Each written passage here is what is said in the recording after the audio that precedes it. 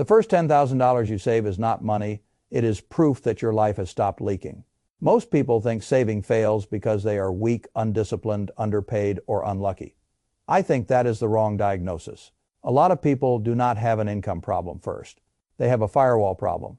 Their financial life has no real barrier between desire and action, no distance between temptation and payment, no system between payday and disappearance, so they call themselves bad with money. What they really are is unprotected. I have watched ordinary people work hard, get paid, mean well, and still end the month with almost nothing to show for it. Not because they are stupid, not because they are lazy, because their money lives in an open field. Every AD can reach it, every mood can touch it, every subscription can graze on it, every tired evening can steal from it. That is not a moral failure, that is an exposed system. You do not build wealth by asking your future self to be a saint. You build wealth by making your future self harder to betray. That is the difference.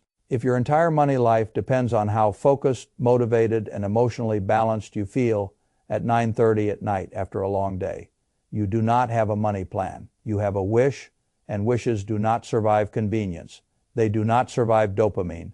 They do not survive one-click checkout, stored cards, promotional pricing, free trials, app notifications, limited time offers, or the quiet little lie you tell yourself when you say, "I deserve this." I am not impressed by a budget that only works when you are in a good mood. I am impressed by a structure that still works when you are bored, hungry, rushed, irritated, and slightly ashamed. That is what I mean by a firewall. A firewall is not just a line item in a spreadsheet. It is a defense system. It is the set of barriers, rules, routes, delays, and routines that stand between your cash flow and your worst impulses. Without that system, every dollar has to fight for its life.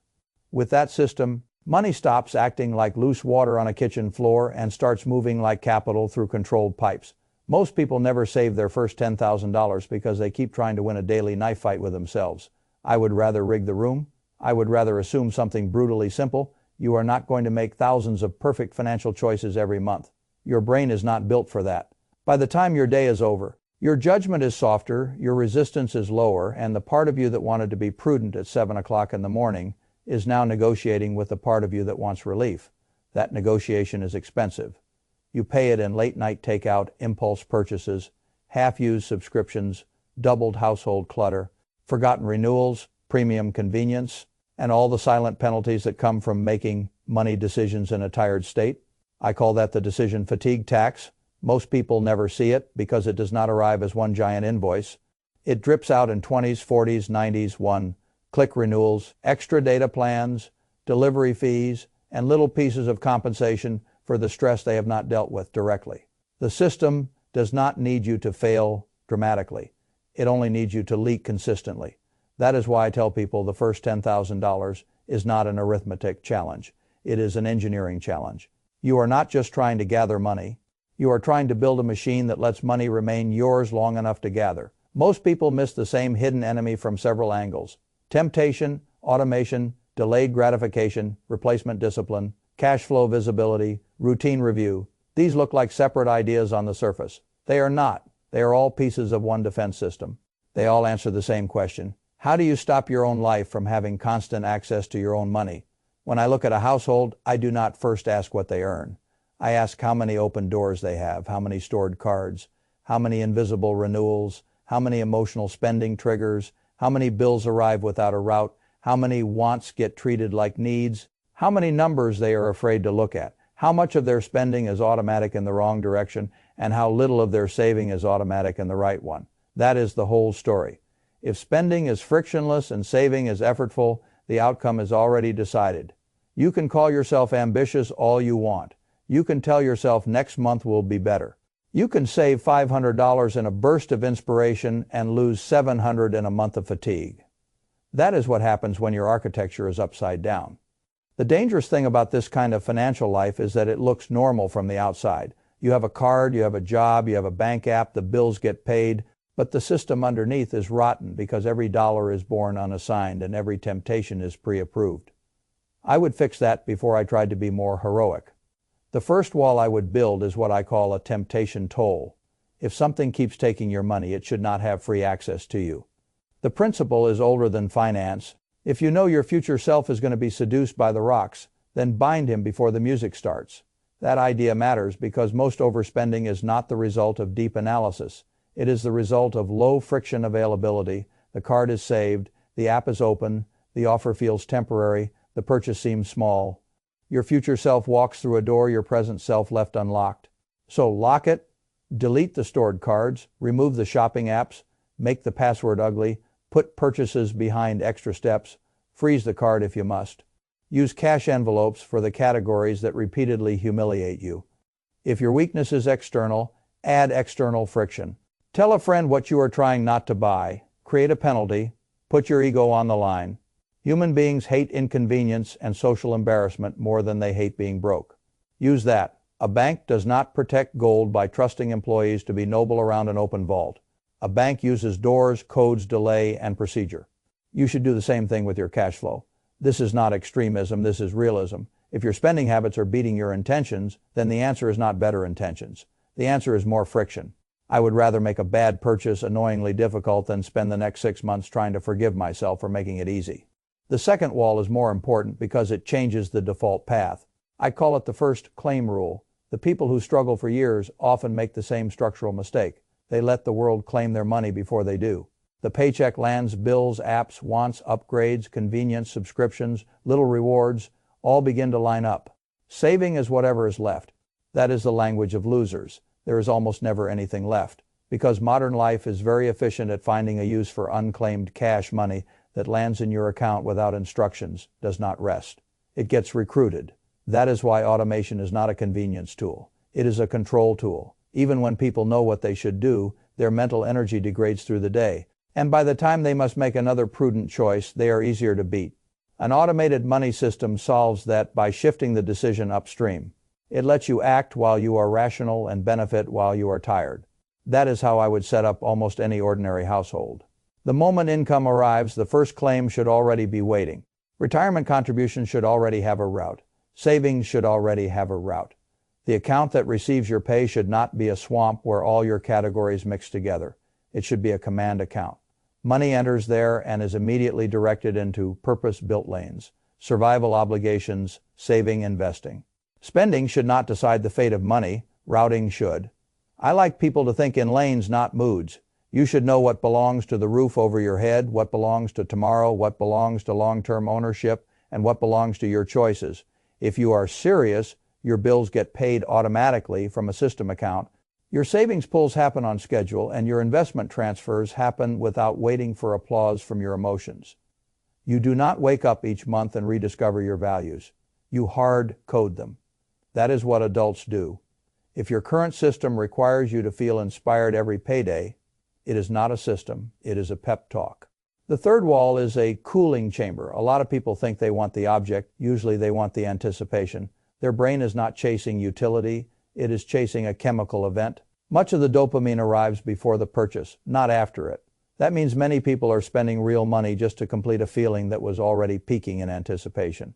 That is one of the dumbest trades in modern life. You hand over permanent money for temporary theater. The average person loses thousands a year to impulse spending, and a large share of those purchases end in regret.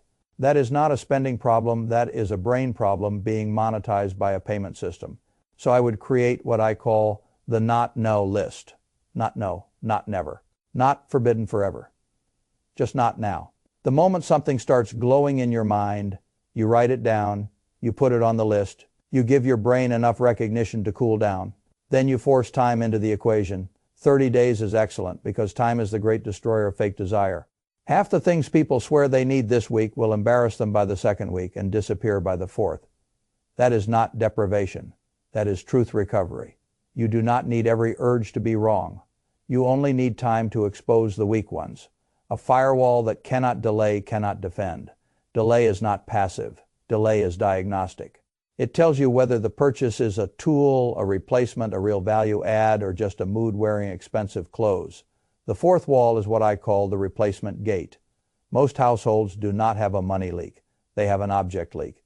New things come in, old things stay, categories duplicate, storage expands, maintenance expands, and spending gets rationalized because each purchase looks small in isolation. Buy when you must replace. not when you want novelty. If something truly needs replacing because it is broken, worn out, or no longer fits your life, then replace it deliberately. Prefer used quality over new mediocrity when possible. And when the new item comes in, the old one goes out. That rule does more than save money. It protects identity. A lot of people are not actually shopping for utility. They are shopping for a newer version of themselves. That is where the blood starts. You begin with a coat, a gadget, a kitchen appliance, a better desk, a storage bin for the old things, a better organizer for the clutter, and soon you are financing a fantasy self while the real self is still trying to build an emergency fund. I have no objection to quality. I have every objection to self. Deception, if you have lived without an object just fine up to now. There is a good chance it is not a need. It may be amusement. It may be curiosity. It may be a boredom purchase. Those are expensive categories when they are disguised as necessity. A replacement gate restores honesty. It asks the simple question, what exact problem is this solving, and what leaves if this comes in? The fifth wall is visibility. You cannot defend what you refuse to measure. One reason people feel constantly behind is that they do not know the four numbers that actually run their life. The labels can vary, but the structure should not. First, what actually hits your account after taxes. Not fantasy salary, not gross pay, real take-home cash. Second, what it costs to survive, housing, utilities, food, transport, insurance, baseline obligations. Third, what you choose to spend to feel more comfortable, entertained, upgraded, or socially normal. Fourth, what actually compounds for your future, your savings and investing line. You need one visual of the territory because people who do not know their terrain always feel lost, and usually are. I call that last number the compound lane. That is the number that tells me whether your financial life is moving forward or simply spinning with excellent branding. Some people earn decent money and still have a weak compound lane because their comfort bucket has swollen into a second survival bucket. Other people do not feel rich, but they are becoming strong because their compound lane is alive every month. This is why I tell people that financial confidence does not come from seeing a bigger paycheck. It comes from knowing the route each dollar takes after it arrives. Confusion is expensive, clarity compounds. If you do not have a money map, you will keep asking emotional questions about mathematical problems. Can I afford this? Why am I always behind? Where did it go? Why does saving feel impossible? A map quiets drama. It turns fog into territory. Then you can do what rational people do. You adjust the routes, not the excuses. The sixth wall is maintenance. Every system grows weeds. That is why quarterly audits matter so much. People think they know what they are paying for, but when guesses get compared to reality, subscription spending is often far higher than expected. That is a classic open-door leak. You are not making an active decision to waste money. You are simply failing to challenge a recurring claim on your income. This is one of the softest ways households bleed. Promotional pricing rolls over, trial periods expire, a service stops being useful but keeps drafting. A bank fee appears, a random charge slides through, a card annual fee lands, a data plan is richer than your real usage. Fraud hides in a sea of other line items. None of these kill you alone. Together, they form what I call subscription moss. It grows slowly, quietly, and mostly on surfaces you stopped looking at. So every quarter I would drag the statements into the light. I would export the last few months. I would scan recurring charges. I would challenge everything that no longer earns its place. I would negotiate what can be negotiated. I would ask for fee reversals. I would cut the dead branches. People are often shocked by how much money can be recovered just by paying attention after the fact. That should not shock you. Most systems are defended better on the front end than on the back end. Companies know people are distracted. Do not pay an attention tax to businesses that are counting on your fatigue. The seventh wall is the smallest and, over time, one of the most powerful. I call it the brainless anchor. One reason new money habits fail is that people try to install them in empty air. They say they will remember. They say they will start tomorrow. They say every night after dinner they will review spending, move money, check bills, track progress. But habits that float without an anchor usually die. Attach the money behavior to something your body already does with almost no thought. Coffee, brushing teeth, feeding the cat, sitting in the train before work, whatever repeats. Then the new behavior no longer needs a heroic launch. It hitches a ride while the coffee brews check yesterday's spending. When you brush your teeth at night, review tomorrow, obligations. When Friday lunch ends, move money into savings. 30 seconds here, 40 seconds there. It sounds small until you understand what is really happening. You are turning awareness into routine. You are taking a task that used to feel like financial homework and welding it to an action. Your nervous system already trusts. That is how adults beat complexity. Not with more intensity, with repetition in the right place. Now let me tell you why all of this matters for the first $10,000. A lot of people hear that number and think of it as a simple goal. I do not. I think of it as the first serious layer of civilian armor before that line. Every inconvenience is personal.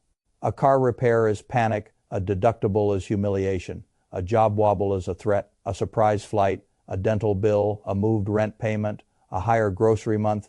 All of it gets processed through stress because you do not yet have enough stored margin between your life and the next hit. The first $10,000 changes your nervous system because it changes your options. That is why I never treat saving like a cute challenge. I treat it like a strategic campaign. And this is where the firewall becomes measurable. Once you build friction, automate the first claim, delay false wants, buy by replacement, map the routes, audit the weeds, and anchor awareness to routine, you stop needing miracles. The leaks shrink, the defaults improve, the leftover money gets stronger because it is no longer constantly being ambushed. Saving stops feeling like squeezing water from stone and starts feeling like controlling flow. That is the shift most people never experience. They think wealth builders are simply more disciplined. Often they are just less exposed. Look at the arithmetic. If impulse spending is costing thousands a year, if recurring charges are larger than people realize, if convenience is replacing planning, if every purchase still gets made at peak desire instead of after delay, then the first $10,000 is not far away in theory. It is simply trapped on the wrong side of your own behavior. The point is not that you will save $10,000 by one giant act of austerity. The point is that once the system stops fighting you, 10,000 stops being a fantasy number and becomes the natural output of a defended cash flow structure. That is how I want you to think. Not sacrifice first, architecture first.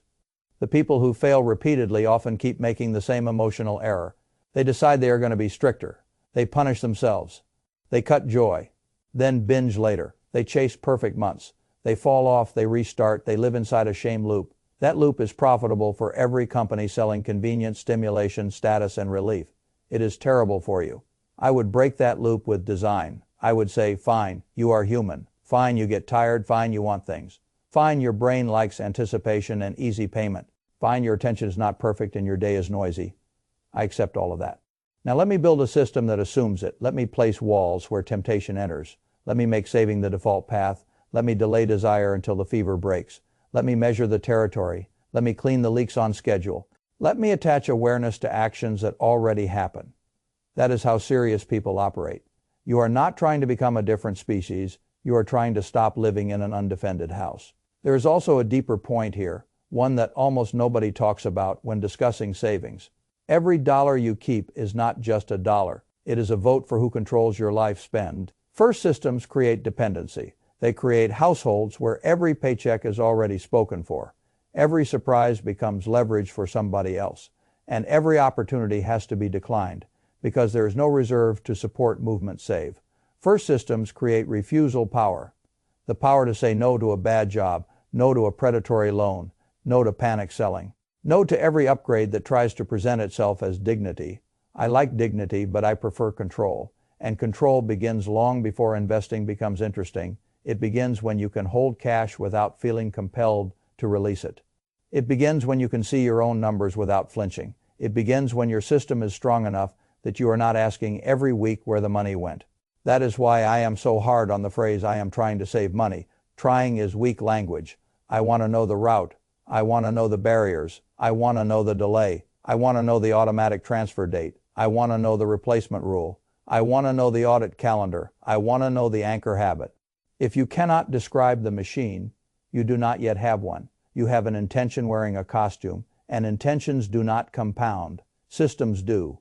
The moment your first $10,000 arrives, people will think the victory is the balance. I think the real victory is the behavior that made the balance possible, because the person who can hold $10,000 did not merely earn it. That person learned to shut doors.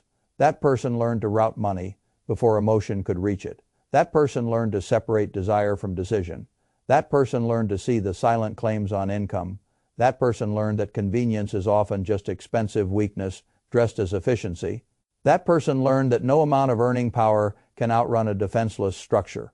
That person is dangerous in the best possible way because once a real firewall exists, the next 10,000 is easier than the first. Then investing has something to work with. Then compounding has fuel. Then emergencies stop being identity events. Then you stop living at the mercy of every tiny fluctuation in modern life. I have spent enough time around money to know this. The market can reward intelligence, patience, and ownership, but before any of that matters, your own daily system has to stop sabotaging you. There is no point studying wealth if your cash flow keeps slipping out through convenience, impulse, and drift. The first battle is not out there. It is in the structure of your ordinary week. That is where fortunes are quietly delayed or quietly born. So here is the test.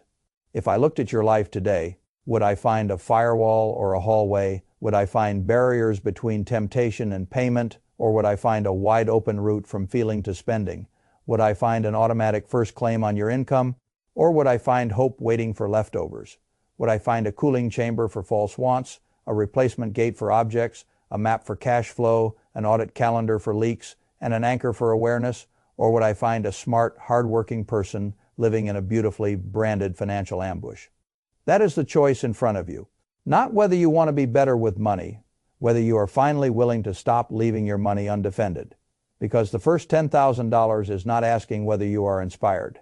It is asking whether you are serious.